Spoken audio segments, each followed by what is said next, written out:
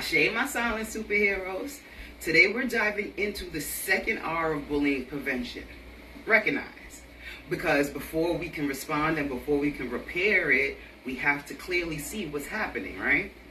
Alright, so you may ask yourself, oh snap, what recognize mean again? No worries, I'll remind you. Recognize means naming the behavior for what it is. So it's not kids just being kids, and it's definitely not just joking. It's bullying.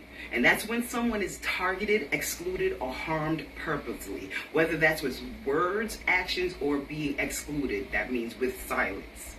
That's why it's important to understand that silence speaks volumes, especially if it's your child being victimized by bullying. When we recognize it, we strip away excuses and shine light on the truth.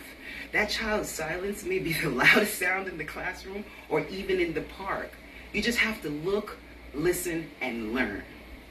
That is why recognition matters. Bullying thrives in the shadows, if you didn't know. And if you don't recognize it, it hides. But when we call it out, we give power back to that child who's been hurt. See, recognition is the first step towards accountability, and it tells every child that their pain is real and their voice matters. So, what are we going to do to practice recognition? Here's how we can practice recognition. Listen carefully when a child says, "That wasn't fair." Watch for patterns. The same child being left out, mocked, or pushed aside. And trust your instincts, especially. If you feel that is wrong, it probably is, okay? Recognition is about awareness. It's about empathy and the courage to say, this is bullying.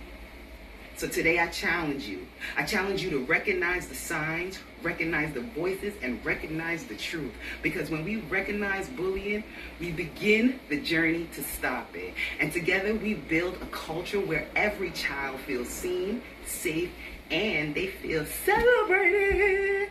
And this is the power of recognition. The second R of bullying prevention. Peace.